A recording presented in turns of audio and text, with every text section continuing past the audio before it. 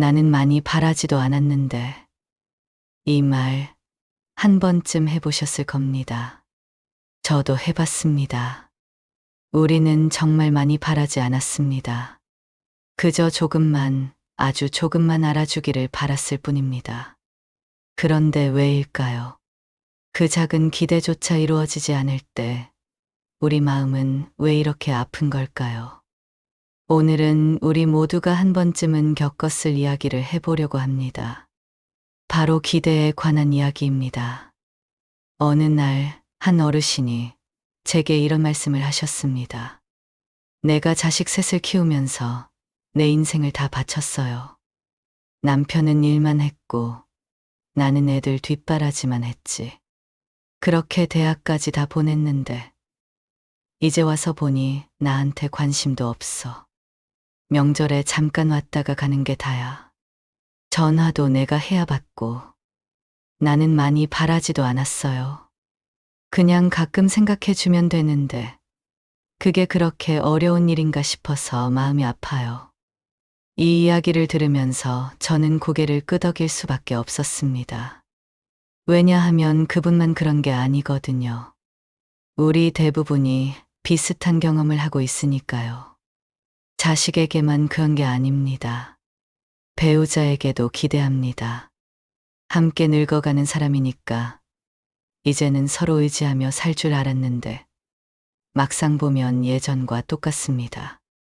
아니, 어쩌면 더 멀어진 것 같기도 합니다. 말을 걸어도 대답이 시큰둥하고 내가 힘들다고 해도 나도 힘들어라는 말만 돌아옵니다.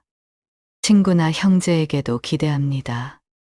우리 이렇게 오래 알고 지냈는데 내 마음쯤은 알아주겠지 하고 기대하지만 막상 어려운 일이 생기면 아무도 내 편이 되어주지 않는 것 같습니다. 전화 한 통 먼저 걸어주는 사람도 없고 물어봐주는 사람도 없습니다. 그럴 때 우리는 이런 감정을 느낍니다. 서운합니다. 내가 그렇게 해줬는데 하는 마음이 듭니다. 배신감도 느낍니다. 나는 너를 믿었는데 너는 왜 나를 모르는 척 하느냐 하는 생각이 듭니다. 허무합니다. 내가 지금까지 뭐 한 거지. 이렇게 될 거였으면 왜 그렇게 애쓰며 살았나 싶습니다. 분노도 생깁니다. 말은 안 하지만 속으로는 화가 납니다. 너희들이 그렇게 나올 거면 나도 이제 모르겠다 하는 마음이 생깁니다. 그리고 외롭습니다. 세상에서 가장 외로운 순간은 혼자 있을 때가 아닙니다. 사람들 사이에 있는데 아무도 나를 이해해 주지 않을 때입니다. 가족이 있는데 가족이 내 마음을 몰라줄 때입니다. 그때가 진짜 외롭습니다. 그래서 우리는 묻게 됩니다. 도대체 뭐가 잘못된 걸까? 내가 잘못 키운 걸까? 상대가 나쁜 걸까? 아니면 내가 너무 많이 바란 걸까? 오늘 우리가 함께 생각해 볼 질문은 바로 이것입니다. 상대가 문제일까요? 아니면 기대가 문제일까요? 답부터 말씀드리면 상대도 틀리지 않았고 나도 틀리지 않았습니다. 다만 우리가 몰랐던 것이 하나 있습니다. 그것은 바로 기대라는 것의 본질입니다. 기대는 사랑처럼 보이지만 사실은 집착의 시작입니다. 그리고 그 집착이 우리를 괴롭게 만듭니다. 부처는 이미 2500년 전에 이것을 알고 계셨습니다. 오늘은 그 이야기를 천천히 함께 돌아보려고 합니다. 부처님의 가르침 중에 사성제라는 것이 있습니다.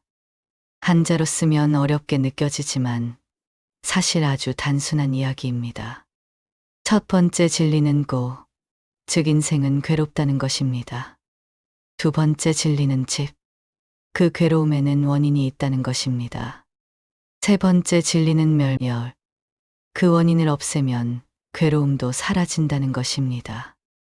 네 번째 진리는 도, 그 길이 있다는 것입니다. 오늘 우리가 주목할 부분은 두 번째, 집입니다. 괴로움의 원인 말이죠. 부처님은 말씀하셨습니다. 괴로움의 원인은 바로 집착이라고요. 그런데 여기서 많은 분들이 오해를 하십니다. 집착이라는 말을 들으면 아, 욕심을 부리면 안 되는구나 하고 생각하는데 그게 전부가 아닙니다. 부처님이 말씀하신 집착은 단순히 많이 가지려는 욕심이 아닙니다. 그것보다 더 깊은 의미입니다. 집착이란 내 마음대로 되어야 한다는 생각입니다. 이것이 핵심입니다. 예를 들어 볼까요? 내가 자식에게 이렇게 해라라고 말했을 때 자식이 그대로 하지 않으면 우리는 화가 납니다. 왜일까요? 자식이 내 말을 따라야 한다고 생각하기 때문입니다.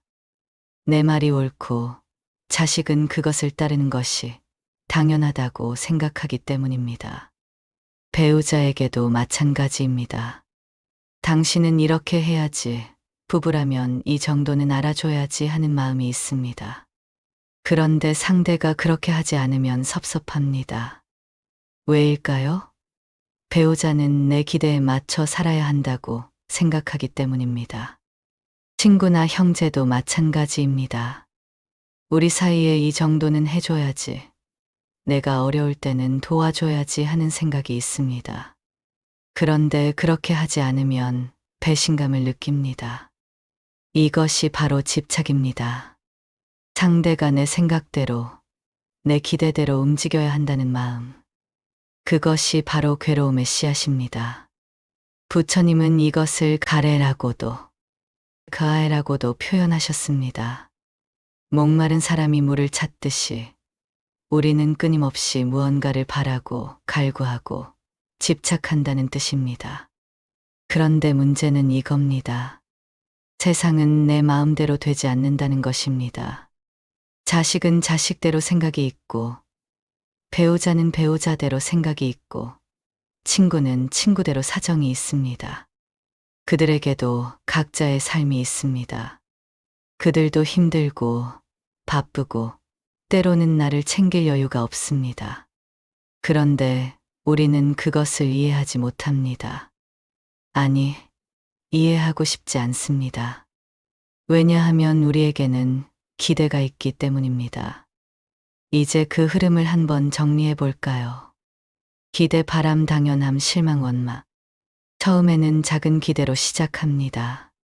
자식이 가끔 전화해 주면 좋겠다 정도의 바람이죠. 그런데 시간이 지나면서 그것이 바람으로 커집니다. 자식이라면 부모에게 전화해야지 하는 생각이 생깁니다. 그 바람은 점점 당연함이 됩니다. 자식이 부모한테 전화하는 건 당연한 거 아닌가 하는 생각으로 굳어집니다. 그런데 그 당연함이 충족되지 않으면 우리는 실망합니다. 내 자식이 이럴 줄 몰랐다 하고 마음이 무너집니다. 그 실망이 쌓이면 원망이 됩니다. 내가 너를 위해 얼마나 희생했는데 너는 이렇게 나오느냐 하는 마음이 생깁니다. 이것이 바로 기대가 괴로움으로 변하는 과정입니다. 그런데 여기서 한 가지 더 생각해 볼 점이 있습니다. 왜 우리는 가족 관계에서 유독 집착이 강해질까요? 그 이유는 간단합니다. 가족은 내 사람이라고 생각하기 때문입니다. 남이라면 기대하지 않습니다. 남이 나를 무시해도 원래 남이니까 하고 넘어갈 수 있습니다. 하지만 가족은 다릅니다. 가족은 내 편이어야 하고, 나를 이해해야 하고, 나를 위해 살아야 한다고 생각합니다. 그래서 가족의 말 한마디, 행동 하나하나가 더 크게 다가옵니다. 가족이 나를 무시하면 더 아프고, 가족이 나를 저버리면 더 외롭습니다. 부처님은 이것을 아셨습니다. 그래서 이렇게 말씀하셨습니다. 사랑하는 것에서 괴로움이 생기고, 사랑하는 것에서 두려움이 생긴다. 사랑하는 것이 없으면 괴로움도 없고, 두려움도 없다. 이 말을 오해하면 안 됩니다. 부처님은 사랑하지 말라고 하신 것이 아닙니다. 다만, 사랑과 집착을 구분하라고 하신 겁니다. 진짜 사랑은 상대를 내 마음대로 만들려고 하지 않습니다. 진짜 사랑은 상대가 행복하기를 바라되 그 행복의 모습을 내가 정하지 않습니다. 하지만 집착은 다릅니다. 집착은 상대가 내가 원하는 모습이 되기를 바랍니다. 상대가 내 기대에 맞춰 살기를 바랍니다. 그래서 집착은 사랑처럼 보이지만 사실은 나를 위한 것입니다. 상대를 위한 것이 아니라 내 마음의 평안을 위한 것입니다.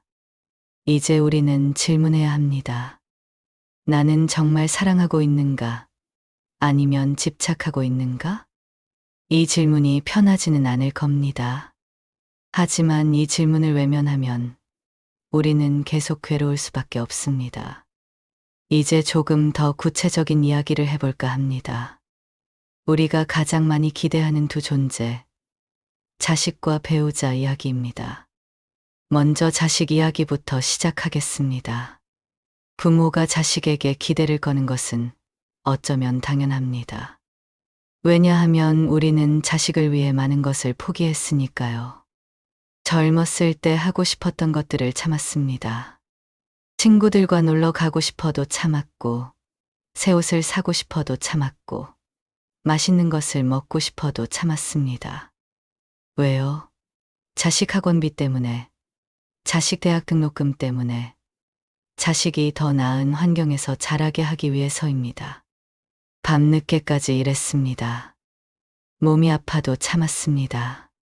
허리가 아프고 무릎이 아파도 병원 갈 시간이 없었습니다. 왜냐하면 돈을 벌어야 했으니까요. 자식을 키워야 했으니까요. 그렇게 20년, 30년을 살았습니다. 내 인생은 없었습니다. 오직 자식을 위한 인생이었습니다. 그런데 자식이 다 크고 나니까 어떻습니까?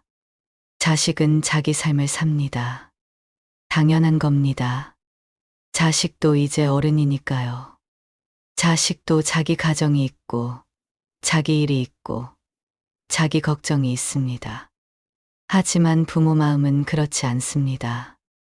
내가 너를 위해 이렇게 희생했는데, 너는 나를 위해 뭘 해주느냐 하는 마음이 생깁니다.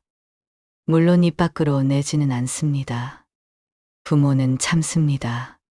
자식이 잘 되면 그만이지. 내가 뭘 바라겠어 하고 스스로를 달랩니다. 하지만 마음속 깊은 곳에서는 기대하고 있습니다. 가끔은 먼저 전화해주면 좋겠다. 명절에 좀 더 오래 있다 가면 좋겠다. 내가 아플 때 걱정해주면 좋겠다. 내 말에 좀 더 귀 기울여주면 좋겠다. 이런 기대들이 마음속에 쌓여 있습니다. 그런데 자식은 그것을 모릅니다. 아니, 안다고 해도 여유가 없습니다.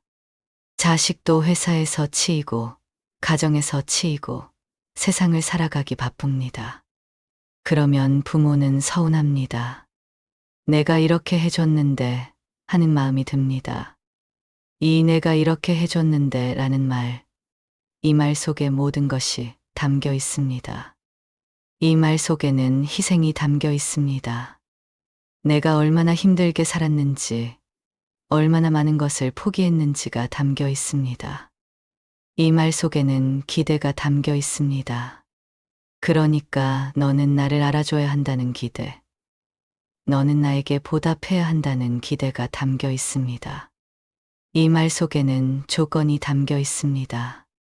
내가 너에게 이만큼 해줬으니 너도 나에게 이만큼 해야 한다는 조건이 담겨 있습니다.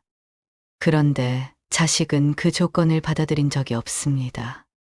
자식은 태어날 때 엄마, 아빠, 나를 위해 희생해 주세요. 그러면 제가 나중에 보답하겠습니다 라고 계약서를 쓴 적이 없습니다. 부모의 사랑은 원래 조건 없는 것이어야 합니다. 하지만 어느새 우리는 그 사랑에 조건을 붙이게 됩니다. 그것이 바로 기대입니다. 이제 배우자 이야기를 해보겠습니다. 배우자에게도 우리는 많은 기대를 합니다. 어쩌면 자식보다 더 큰 기대를 하는지도 모릅니다. 왜냐하면 배우자는 같이 늙어갈 사람이니까요. 자식은 언젠가 떠나지만 배우자는 끝까지 함께 있을 사람입니다. 그래서 기대가 큽니다. 젊었을 때는 서로 바빴습니다. 남편은 밖에서 일하느라 바빴고 아내는 집안일과 육아로 바빴습니다. 서로 대화할 시간도 없었고 서로를 돌아볼 여유도 없었습니다. 그런데 이제 나이가 들었습니다. 자식들도 다 컸습니다. 이제는 둘이 마주 볼 시간이 생겼습니다. 그래서 기대합니다. 이제는 우리 둘이 서로 의지하며 살 수 있겠지 하고 기대합니다. 하지만 막상 보면 예전과 똑같습니다. 남편은 여전히 말이 없습니다. TV만 보거나 스마트폰만 봅니다. 무슨 말을 걸어도 응, 그래 정도의 대답만 합니다. 아내도 마찬가지입니다. 남편이 말을 걸면 시큰둥합니다. 지금 와서 무슨 말을 하려고 하는 표정을 짓습니다. 오랜 세월 동안 쌓인 서운함이 있습니다. 그러면 서로 실망합니다.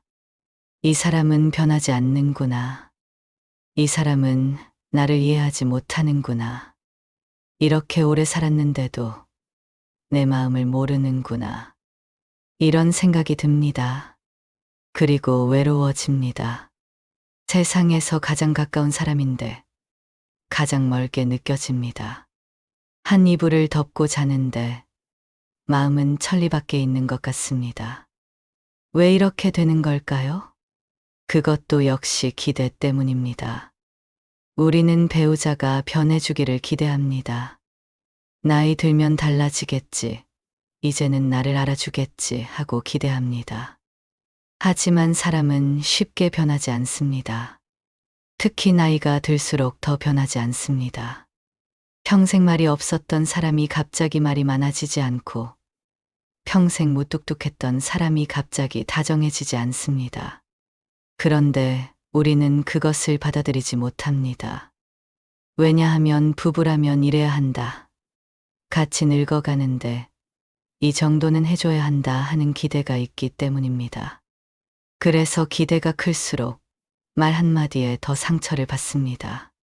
배우자가 무심코 던진 말 한마디에 밤새 잠을 못 잡니다. 내가 이렇게 힘든데 왜 저런 말을 하지? 하고 생각합니다. 배우자가 내 말에 대답을 안 하면 무시당한 것 같습니다. 내가 뭐 그렇게 중요하지 않은 말을 했나 하고 자책합니다. 이 모든 것이 기대 때문입니다. 만약 기대가 없었다면 어땠을까요?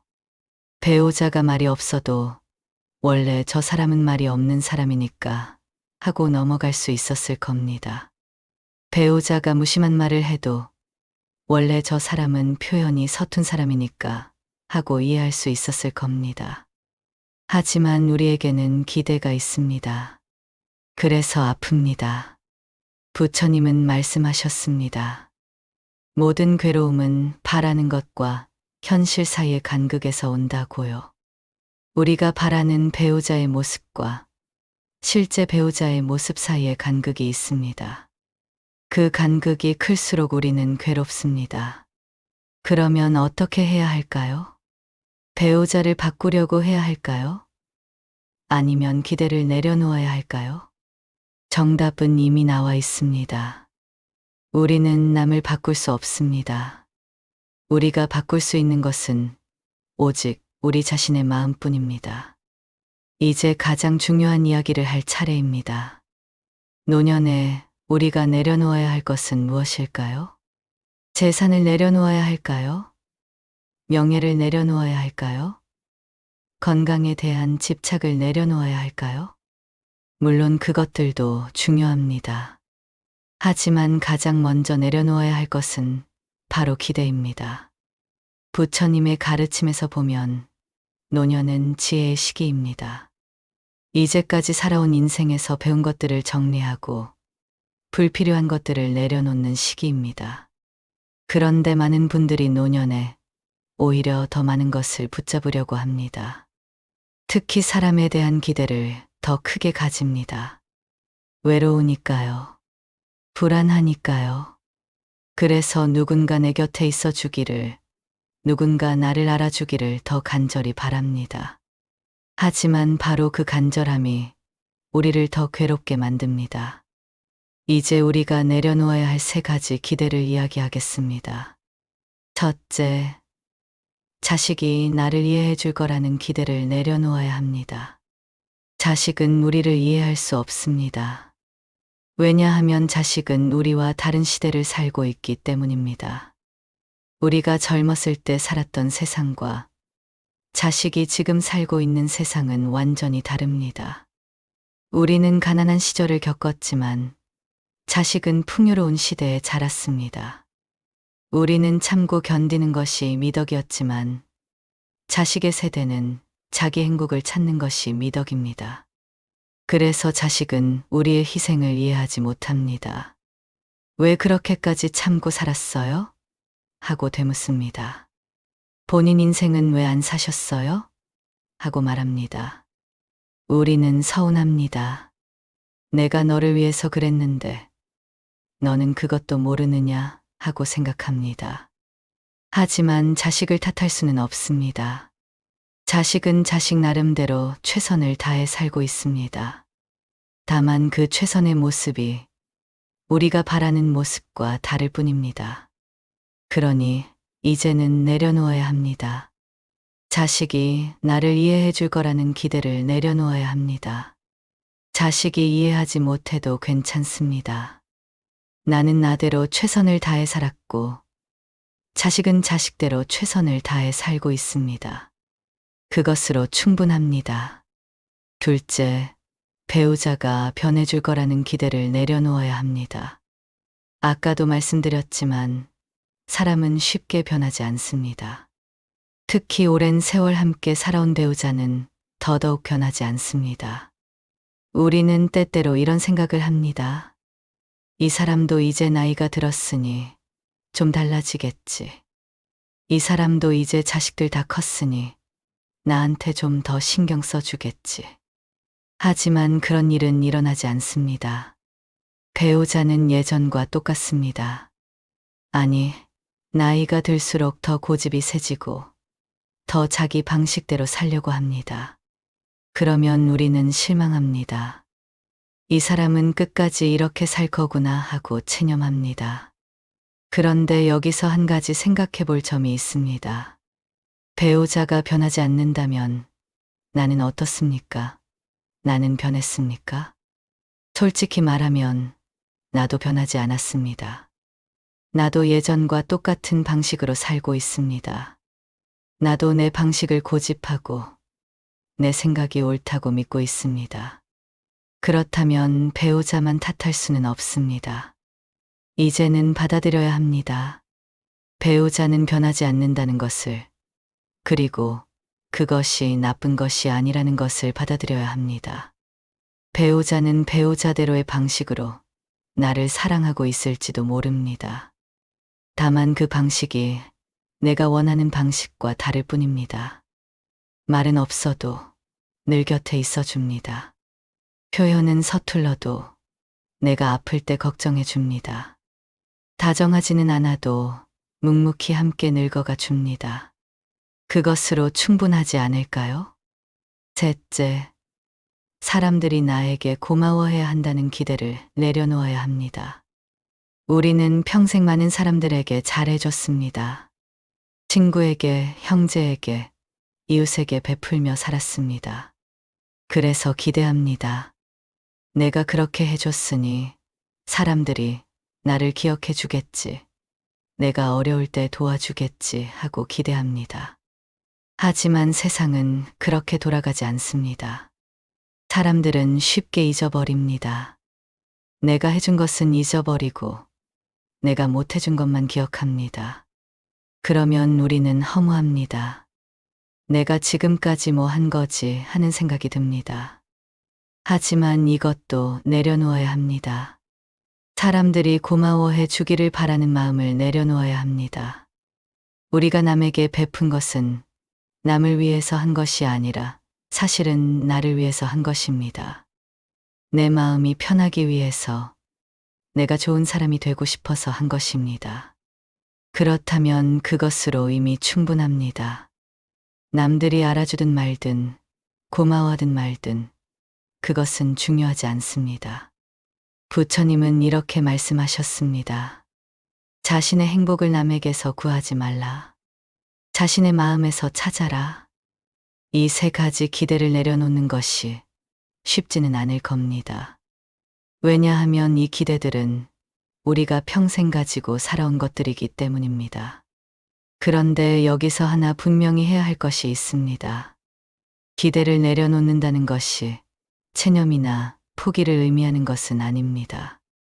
체념은 어차피 안 될 거야 하고 희망을 버리는 것입니다. 포기는 이제 상관없어 하고 관계를 끊어버리는 것입니다. 하지만 기대를 내려놓는다는 것은 그런 것이 아닙니다. 기대를 내려놓는다는 것은 상대를 있는 그대로 받아들이는 것입니다. 상대가 내 뜻대로 되지 않아도 괜찮다고 인정하는 것입니다. 기대를 내려놓는다는 것은 조건 없이 사랑하는 것입니다. 내가 이렇게 해주면 사랑하겠다가 아니라 내가 어떻든 나는 너를 사랑한다고 말하는 것입니다. 기대를 내려놓는다는 것은 자유로워지는 것입니다. 상대에게 묶이지 않고 내 마음의 평화를 찾는 것입니다. 그러면 어떤 변화가 생길까요? 첫째, 마음의 여유가 생깁니다.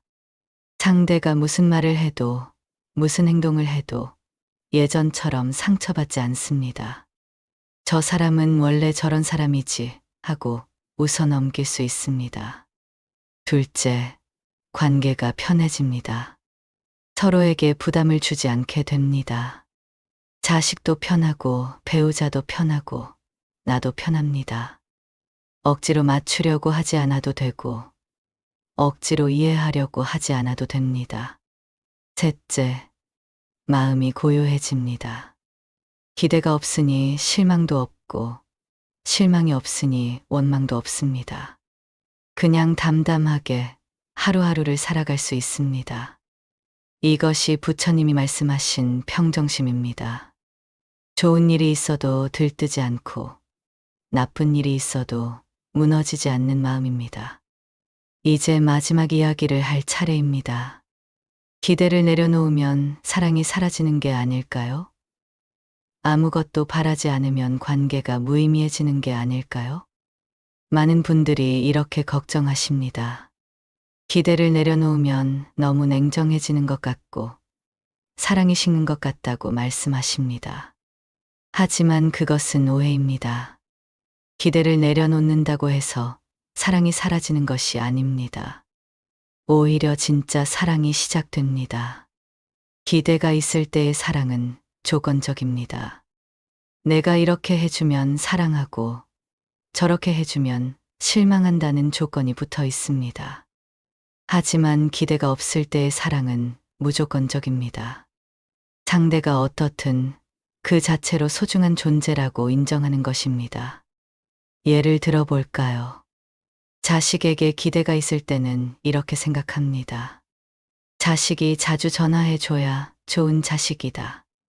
명절에 오래 머물러야 효자다. 하지만 기대가 없을 때는 이렇게 생각합니다. 자식이 건강하고 행복하면 그것으로 충분하다. 전화를 자주 안 해도 괜찮다. 바쁘니까? 명절에 잠깐 왔다가 가도 괜찮다. 자기 생활이 있으니까. 어느 쪽이 더 편안한가요? 어느 쪽이 더 자식을 위하는 마음인가요? 배우자에게도 마찬가지입니다.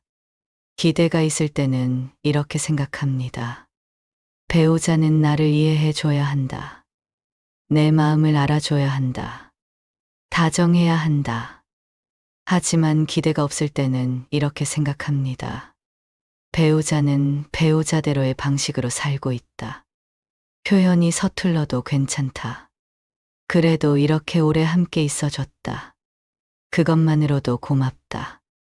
어느 쪽이 더 평화로운가요? 어느 쪽이 더 서로를 존중하는 마음인가요? 부처님은 이런 말씀을 하셨습니다. 진정한 자유는 아무것도 가지지 않는 것이 아니라 아무것도 집착하지 않는 것이다. 우리는 사람을 놓아주라는 게 아닙니다. 사람에 대한 집착을 놓아주라는 겁니다. 자식을 사랑하되 자식이 내 뜻대로 되어야 한다는 집착은 놓아주는 것입니다. 배우자를 사랑하되 배우자가 내 기대에 맞춰 살아야 한다는 집착은 놓아주는 것입니다. 사람들과 관계를 맺되 그들이 나에게 보답해야 한다는 집착은 놓아주는 것입니다. 그러면 무엇이 남을까요? 순수한 사랑이 남습니다. 조건 없는 사랑이 남습니다. 그리고 이상한 일이 일어납니다. 기대를 놓으면 오히려 관계가 좋아집니다.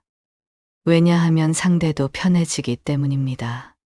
상대도 내 눈치를 보지 않아도 되고 내 기대에 부응하려고 애쓰지 않아도 됩니다. 자식도 편해집니다. 엄마, 아빠가 나한테 뭘 바라시나 하는 부담에서 벗어납니다. 그러면 오히려 더 편하게 연락하게 됩니다. 의무가 아니라 진심으로 부모가 보고 싶어서 찾아오게 됩니다. 배우자도 편해집니다. 내가 이렇게 해야 하나, 저렇게 해야 하나 하는 고민에서 벗어납니다. 그러면 오히려 더 자연스럽게 다가오게 됩니다. 부처님의 가르침 중에 이런 말씀이 있습니다. 손을 펴면 새가 날아오지만 손을 움켜쥐면 새는 날아간다. 기대는 손을 움켜쥐는 것입니다. 사랑하는 사람을 꽉 잡고 있는 것입니다. 그러면 상대는 숨이 막혀서 도망가고 싶어집니다. 하지만 기대를 내려놓는 것은 손을 펴는 것입니다. 상대를 자유롭게 해주는 것입니다. 그러면 상대는 오히려 내 곁에 머물고 싶어 합니다. 이제 우리가 깨달아야 할 진실은 이것입니다. 기대하지 않아서 외로운 것이 아니라 기대해서 외로웠다. 우리는 평생 착각하며 살았습니다. 기대하지 않으면 외로울 거라고, 아무것도 바라지 않으면 관계가 끊어질 거라고 생각했습니다. 하지만 진실은 그 반대였습니다. 기대했기 때문에 외로웠습니다. 기대가 충족되지 않았을 때 우리는 더 깊은 외로움을 느꼈습니다. 기대했기 때문에 관계가 힘들었습니다. 서로의 기대가 어긋날 때 우리는 더 멀어졌습니다. 그러니 이제는 방향을 바꿔야 합니다. 기대를 줄여야 합니다. 조금씩 천천히 기대를 내려놓아야 합니다. 그것이 노년에 우리가 배워야 할 가장 큰 지혜입니다. 노년에 필요한 것은 더 많은 사랑이 아니라 더 편안한 마음입니다. 노년에 필요한 것은 더 많은 관심이 아니라 더 깊은 평화입니다. 노년에 필요한 것은 누군가 나를 알아주는 것이 아니라 내가 나를 받아들이는 것입니다. 부처님은 말씀하셨습니다. 자신의 마음이 평화로우면 세상 어디에 있어도 평화롭다. 우리가 찾아야 할 것은 밖에 있지 않습니다. 안에 있습니다. 자식에게서 찾지 말고, 배우자에게서 찾지 말고, 다른 사람에게서 찾지 마십시오. 내 마음에서 찾으십시오. 내 마음이 평화로우면 자식이 전화를 안 해도 괜찮습니다. 내 마음이 평화로우면 배우자가 무뚝뚝해도 괜찮습니다. 내 마음이 평화로우면 사람들이 나를 몰라줘도 괜찮습니다. 왜냐하면 나는 이미 충분히 잘 살아왔고, 충분히 사랑했고, 충분히 의미 있는 삶을 살았기 때문입니다. 이제 마지막으로 하나의 질문을 드리고 싶습니다. 이 질문을 가슴에 품고 조용히 생각해 보시기 바랍니다. 내가 정말 사랑하는 것은 그 사람인가? 아니면 그 사람이 나에게 주는 것인가? 이 질문에 답하는 것이 쉽지는 않을 겁니다. 어쩌면 평생이 걸릴지도 모릅니다. 하지만 이 질문을 품고 산다면 우리의 관계는 조금씩 달라질 것입니다. 조금 더 편안해질 것입니다. 조금 더 자유로워질 것입니다. 조금 더 평화로워질 것입니다. 그리고 어느 날 우리는 깨달을 것입니다. 기대를 내려놓았더니 사랑만 남았다는 것을, 집착을 놓아주었더니 자유가 찾아왔다는 것을, 바라는 것을 줄였더니 행복이 커졌다는 것을. 부처님의 가르침은 어렵지 않습니다. 다만 우리가 실천하기 어려울 뿐입니다. 하지만 지금이라도 늦지 않았습니다. 오늘부터, 지금부터 조금씩 시작하면 됩니다. 작은 기대 하나씩 내려놓으면 됩니다. 그러면 우리의 노년은 괴로움이 아니라 평화로 가득할 것입니다. 오늘 이야기는 여기까지입니다. 이 이야기가 여러분의 마음에 작은 위로가 되었기를 바랍니다. 그리고 여러분 모두 평안하시기를 바랍니다. 오늘의 이야기가 마음에 와 닿았다면 구독과 좋아요 눌러주세요. 영상을 제작하는 데 큰 힘이 됩니다. 감사합니다.